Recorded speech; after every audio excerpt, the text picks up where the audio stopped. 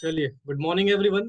तो बेटा देखिए, जैसे कि हमारा चैप्टर नंबर 4 मनी चल रहा था।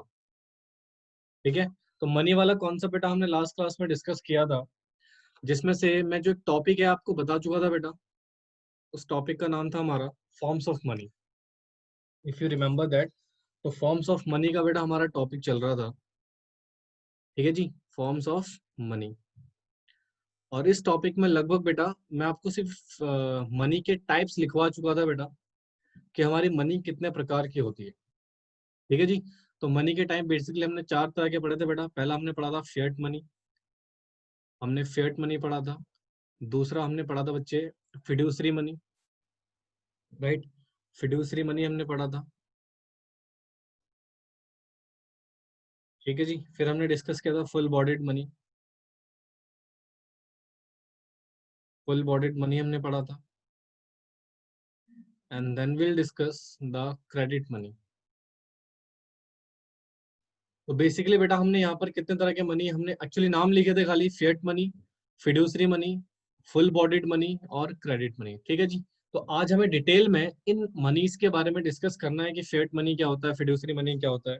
ठीक है जी। और फुल बॉडीड मनी क्या है, क्रेडिट मनी क्या है। तो hope so today in today class topic सिर्फ हमारा यही टॉपिक हो पाए बेटा, और जो कि बेटा सेकंड लास्ट टॉपिक एक तरीके से। इसके बाद नेक्स्ट जो हमारा टॉपिक है supply of money, this is the last topic of the chapter. फिर ये चैप्टर हमारा फिनिश हो जाएगा almost.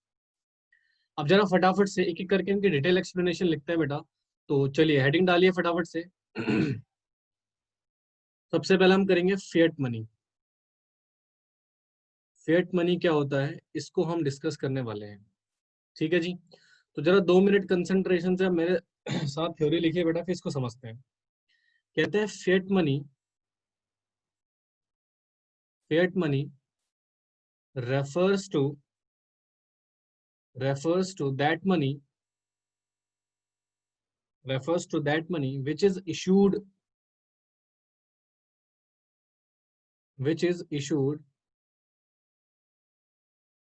by order or authority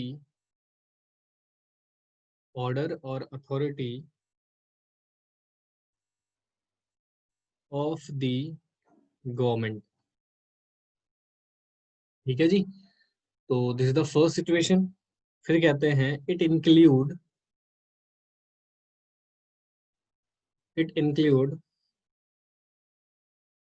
all notes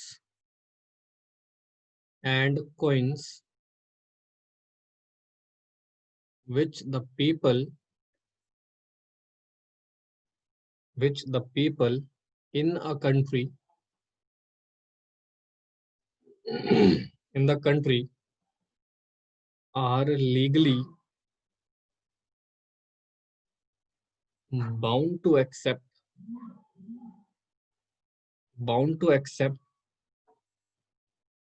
as a medium of exchange। चलिए, अब जरा 2 मिनट ध्यान से सुनिएगा, ये थ्योरी है बेटा इसकी।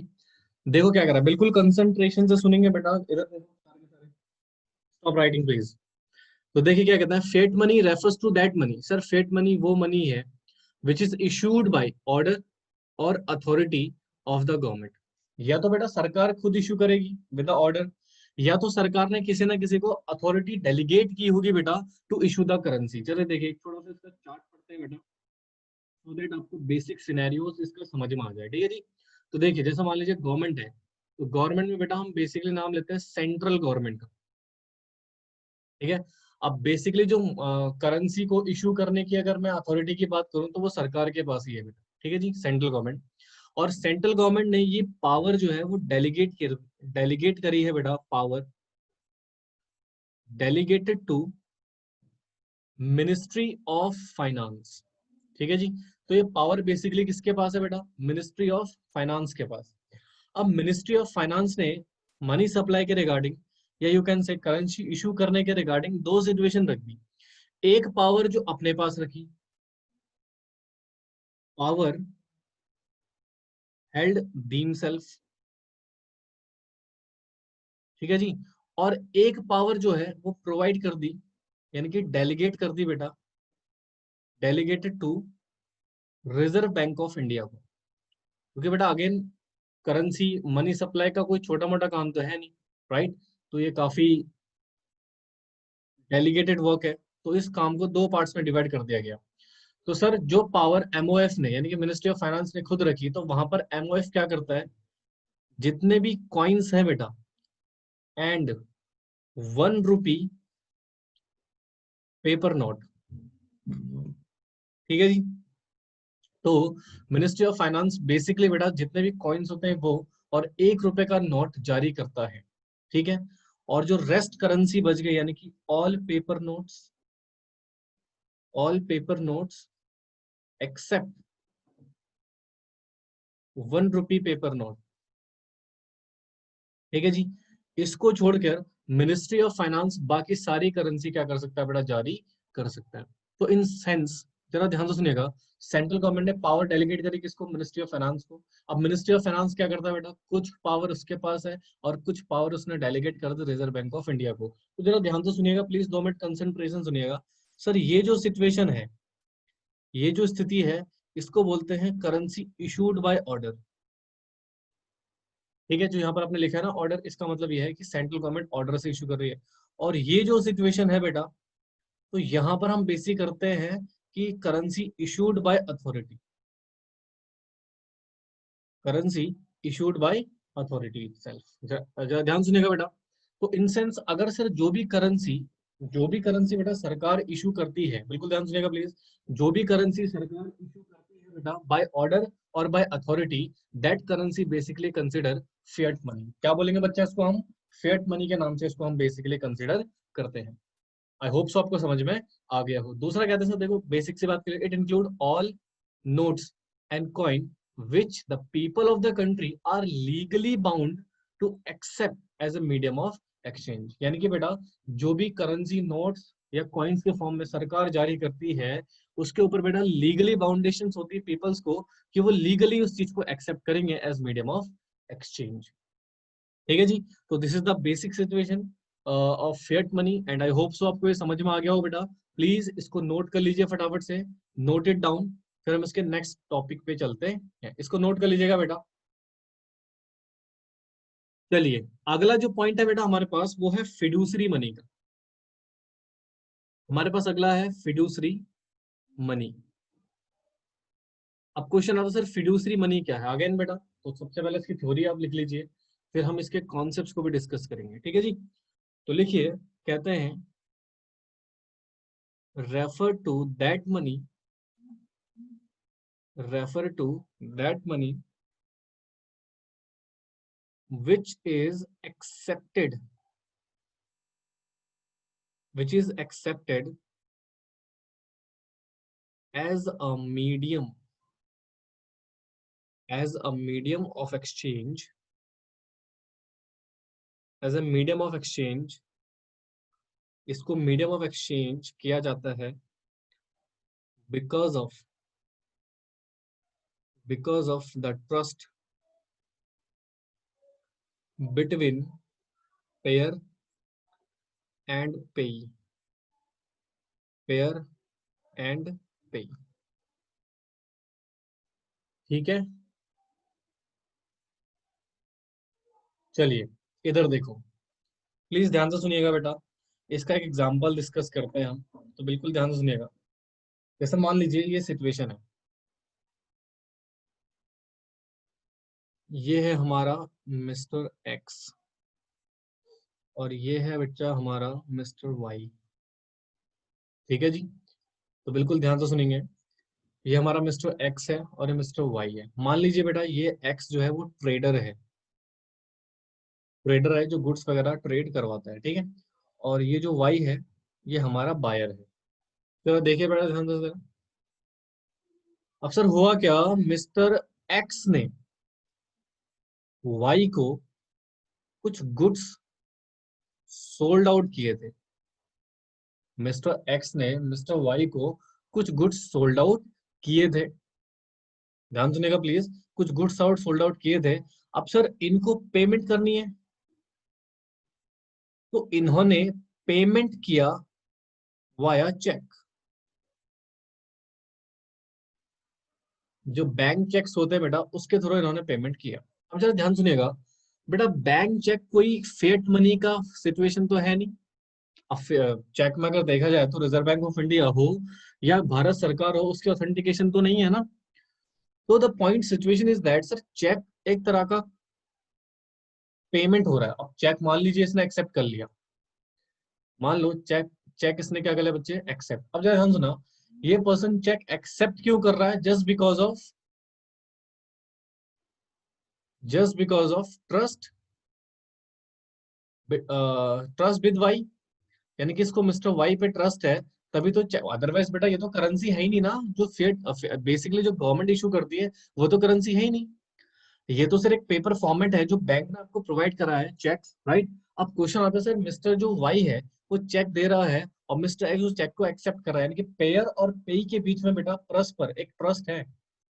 तो कहते हैं सर, जो करेंसी सिर्फ और सिर्फ ट्रस्ट के बेसिस पे एक्सेप्ट करी जाती है, जो करेंसी ट्रस्ट के बेसिस पे एक्सेप्ट करी जाती है, चाहे वो चेक हो, बिल्स ऑफ एक्सचेंज हो बेटा, बिल्स रिसीवेबल्स वगैरह जो आपने पढ़े होंगे बेटा, तो ये सारी चीजें हमारे किस में आ जाती है बेटा, फिड्यूसरी मनी में। तो इन शॉर्ट सर, जो गवर्नमेंट के द्वारा इशू करी जाती है दैट इज फिएट मनी, और जो ट्रस्ट होता है पेयर और पेई के बीच में, यानी कि यहाँ पर हमारा बायर और ट्रेडर के बीच में ट्रस्ट है, इस वजह से चेक जारी कर रहे हैं बेटा और चेक को एक्सेप्ट कर रहा है। तो चेक बेटा बेसिकली ट्रस्ट के बेसिस पे एक्सेप्ट करी जा रही है बेटा, तो चेक बेसिकली हमारा क्या होगा, फिड्यूसरी मनी।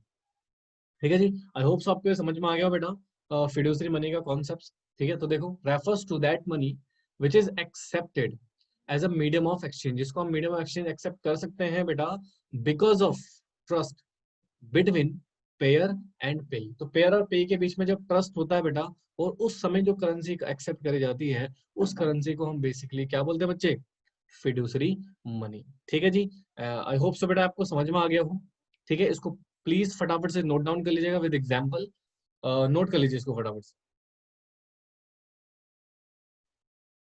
चलिए जी, तो जो नेक्स्ट कॉन्सेप्ट है हमारे पास, concept number third, full bodied money. ठीक है जी, तो जरा ध्यान सुनिएगा please. Full bodied money, full bodied money. चलिए इसके बारे में देख लेते हैं बेटा। अगेन फर्स्ट ऑफ ऑल इसकी थ्योरी डिस्कस कर लेते हैं। तो कहते हैं refers to it refers to money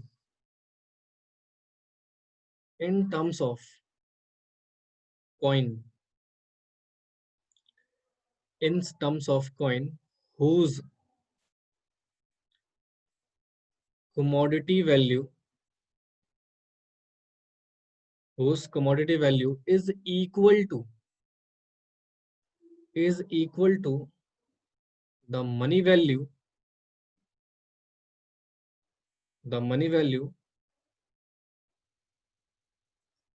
as and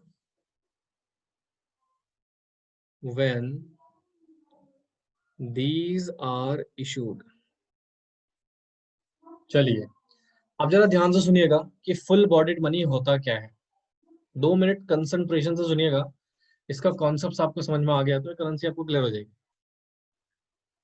ठीक है जी, तो बिल्कुल ध्यान से कंसंट्रेशन से सुनिएगा। सर, हमारा एक कॉइन है, दिस इज अ कॉइन। अभी सिर्फ कॉइन है बेटा, ये क्या ये रुपी हो गया? नहीं, देखो इसमें कुछ लिखा नहीं है, ये सिर्फ एक कॉइन है। यानी कि सर कॉइन है और ऑब्वियस सी बात है, इसकी कोई ना कोई फॉर्म तो होगी, कोई ना कोई मेटल के फॉर्म में तो बना होगा। ठीक है जी, कोई भी धातु वगैरह ये होगा। तो कहते हैं सर, ये जो धातु है, ये जो मेटल है जिसके जरिए हम एक कॉइन प्रिपेयर कर रहे हैं बेटा, तो इस मेटल की भी तो अपने आप में कोई वैल्यू होगी। नॉर्मली अगर मान लो, जो जिन कॉइन मेटल से जिन हमारे सिक्के बनाए जाते हैं बेटा, उन मेटल्स में, उन मेटल को अगर मैं उसमें नॉर्मल उसको उसकी वैल्यू के हिसाब से उसको सेल किया जाए, तो डेफिनेटली कुछ तो वैल्यू होगी मार्केट में। मान लीजिए सिल्वर कॉइन है, ये जो मेटल है ये हमारा सिल्वर है, तो सिल्वर की अपने आप की मार्केट वैल्यू तो होगी, तो इस सिल्वर को हम बोलते हैं कमोडिटी। क्या बोलते हैं बच्चे? कमोडिटी, तो ऑब्वियसली बात है इस कमोडिटी की मार्केट वैल्यू कुछ ना कुछ तो होगी। अब मान लीजिए मैंने सिल्वर का कॉइन बनाया और इसमें लिख दिया 5 रुपया। अब जरा ध्यान सुनना बेटा, तो इस सिल्वर कॉइन के ऊपर बेटा मैंने क्या लिख दिया, 5 रुपए। तो यानी कि सर ये जो कॉइन है, ये जो कॉइन है बेटा, ये कॉइन है, ये हो गया हमारा मनी। अब क्या बन गया बेटा, मनी। और इस मनी की वैल्यू कितनी है बच्चे, सर 5 रुपए। और मान लीजिए इसमें जो मैं कमोडिटी यूज कर रहा हूं, जो मेटल यूज कर रहा हूं, उस कमोडिटी वैल्यू भी कितनी है बच्चे, 5 रुपए। ध्यान सुनिएगा, मैंने करेंसी बनाई बेटा, मैंने किसने, सरकार ने। उस करेंसी में बेटा, उस करेंसी की जो मनी वैल्यू है और जो कमोडिटी वैल्यू है, दोनों एक दूसरे के इक्वल है, इक्वल टू ईच अदर। कब, कब बेटा, when, sorry, when these are issued, when these are issued, जब ये इशू किए गए थे उस समय इन दोनों की वैल्यू बराबर थी। तो सर इस तरह के कॉइन्स को, इस तरह के कॉइन्स को हम बोलते हैं फुल बॉडेड मनी। क्या बोलते हैं बच्चे, फुल बॉडेड मनी। ठीक है, आई होप सो आपको समझ में आया हो। अब जरा ध्यान से सुनना, अब जरा ध्यान सुनना, बेसिकली फुल बॉडेड मनी यहाँ पर खत्म हो गया बेटा। ठीक है, यानी कि सर जो, जिस मनी, अच्छा एक सिर्फ कॉइन के फॉर्म में होते हैं बेटा, ठीक है। जिस कॉइन्स की मनी वैल्यू और कमोडिटी वैल्यू दोनों बराबर हो जब वो इशू किए गए थे उस समय, तो उस तरह की करेंसीज को, उस तरह की मनी को बेटा हम फुल बॉडेड मनी कहते हैं। तो देखो, it refers to money in terms of coin. क्या कह रहा है बेटा, in terms of coin whose, come on, क्या लिखा हुआ है, commodity value is equal to money value as and when these are issued. जब वो इशू हुए थे बेटा, उनकी कमोडिटी वैल्यू और उसकी मनी वैल्यू दोनों ही एक दूसरे के इक्वल थी। तो सर उस मनी को हम क्या बोलेंगे, फुल बॉडेड मनी। अब बेटा जरा ध्यान से सुनिएगा, एक छोटा सा पॉइंट मैं आपको समझाना चाहता हूँ। Sir due the passage of time, ये थोड़ा अलग कॉन्सेप्ट है, ठीक है। पैसेज ऑफ टाइम, क्या ये दो चीजें होती हैं, मनी की वैल्यू डाउन होती है और कमोडिटी की वैल्यू अप होती है। अगर आप देखो आज से 15-20 साल पहले तो शायद सिल्वर की वैल्यू कम होगी, राइट, और डे बाय डे सिल्वर की वैल्यू बढ़ रही है, और जो उस टाइम पे मनी होगा उसकी मनी की वैल्यू आज कम होती जा रही है, reason just because of inflation. ठीक है, तो सर कमोडिटी की वैल्यू बढ़ती है, मनी की वैल्यू कम हो जाती है। तो as we are smart people, तो लोगों ने क्या करना शुरू करा बेटा, कि वो कॉइन्स, जैसे मान लीजिए due the passage of time, ये जो कॉइन है 5 रुपए, इसकी मार्केट वैल्यू कम हो गई है, बट ये जो सिल्वर इसमें यूज हुआ है, जो सिल्वर यूज हुआ जो पहले 5 रुपए का था, मान लो आज मार्केट में इसकी वैल्यू, इतने ग्राम की वैल्यू मान लीजिए 10 रुपए होगी, जो भी ग्राम है, जो भी सिचुएशन यूज किया गया उसमें, ठीक है, 10 रुपए हो गई। तो मनी वैल्यू कम हो गई है, ग्राम की वैल्यू बढ़ गई है। तो डोंट यू थिंक लोग बेटा इसको मेल्ट करके पिघला के 10 रुपए में बेचना पसंद करेंगे सिल्वर की वैल्यू? यस, बिल्कुल, ऐसा करना लोगों ने शुरू कर दिया। तो जैसे ही ऐसा करना शुरू किया बेटा लोगों ने, तो गवर्नमेंट ने कहा भैया इस करेंसी को अब आगे चलाना बेकार है, क्योंकि बेटा एक बात बता ना, अगर मनी की वैल्यू आप मेल्ट करके यूज करने लग जाओ, मार्केट में मनी सप्लाई तो रिड्यूस होने लगेगी, कम होने लगेगी, और मार्केट में मनी सप्लाई कम होने से नुकसान होगा बेटा इकोनॉमी को। तो इसलिए सरकार ने क्या किया, फोर्थ पॉइंट, क्रेडिट मनी को इश्यू कर दिया। क्या कर दिया जी, क्रेडिट मनी को इशू कर दिया। सर क्या होता है क्रेडिट मनी, तो बच्चे देखिए बहुत सिंपल सा कॉन्सेप्ट है। कहते हैं credit money refers to that money of which money value is more than commodity value, commodity value. यानी कि बेटा इसका मतलब यह है कि सर जब करेंसी को इशू किया जाता है उस समय उस करेंसी की मनी वैल्यू अगर ज्यादा है कमोडिटी वैल्यू से, तो सर इस तरह की करेंसी को हम बोलते हैं क्रेडिट मनी। क्या बोलते हैं बच्चे, फुल बॉडी मनी में दोनों की value at the time of issue equal होती थी, यहाँ पर मनी वैल्यू ज्यादा है, कमोडिटी वैल्यू कम है। सॉरी, ठीक है। तो इस तरह की कॉइन्स को, जो भी हमारा कॉइन होगा बेटा, इस तरह के कॉइन्स को बेटा हम क्या बोलेंगे, क्रेडिट मनी। देखो, refers to that money of which money value is more than commodity value, जिसकी मनी वैल्यू बेटा मोर देन कमोडिटी वैल्यू। अगर मान लीजिए मनी वैल्यू कम भी होती है, कमोडिटी की वैल्यू बढ़ती है, तो थोड़ा टाइम लेगा, ठीक है ना। तो सर ये हुआ था किस वजह से बेटा, ताकि लोग बेटा मनी वैल्यू को यानी कि कॉइन्स को पिघला कर मेल्ट करके मार्केट में सेल ना करें, जो एक्चुअल कॉइन वैल्यू है उसी को मार्केट में उसका यूज किया जाए, ठीक है जी। तो with this the types of money, forms of money topic is over है, ठीक है जी। और आज की क्लास बेटा हम यहीं तक समाप्त करते हैं। बाकी का जो कॉन्सेप्ट बच गया हमारा, एक छोटा सा कॉन्सेप्ट बच चुका है बेटा, that is supply of money, ठीक है जी। सप्लाई ऑफ मनी का जो टॉपिक है बेटा हम नेक्स्ट क्लास में डिस्कस करेंगे, फिर हमारा चैप्टर समाप्त हो जाएगा, ठीक है जी। छोटा सा टॉपिक बच गया बेटा इसका, जो हम नेक्स्ट क्लास में डिस्कस करेंगे। अच्छा रुको रुको रुको रुको बेटा, आप लोग वीडियोस वगैरह देखते हैं तो ठीक है, मुझे आपका व्यूज पॉइंट पता नहीं लग पाता, तो एटलीस्ट बेटा आप लोग इस वीडियोस को ना लाइक कीजिए, और सबसे मोस्ट इम्पोर्टेंट चीज, आप कमेंट करके बताना मुझे कि आपको समझ में आता है या नहीं आता, ठीक है। प्लीज आपका अगर व्यूज मुझे मिलेगा बेटा, तो डेफिनेटली थोड़ा कॉन्फिडेंस लेवल बढ़ता है, ठीक है, कि हाँ चलो स्टूडेंट्स को समझ में आ रहा है, मेहनत सफल हो रही है, ठीक है ना। तो आप एज मच एज अपनी व्यूज दीजिए कि आपको समझ में आ रहा है, किस तरीके से आपके कॉन्सेप्ट क्लियर हो रहे हैं या नहीं हो रहे हैं। जरूरी है मुझे भी पता लगना चाहिए कि आपको कुछ चीजें समझ में आ भी रही है या नहीं, ठीक है। बाकी बेटा आज का टॉपिक यहीं पे समाप्त करते हैं, बाकी मिलते हैं आपसे नेक्स्ट क्लास में, तब तक के लिए बाय बाय, टेक केयर।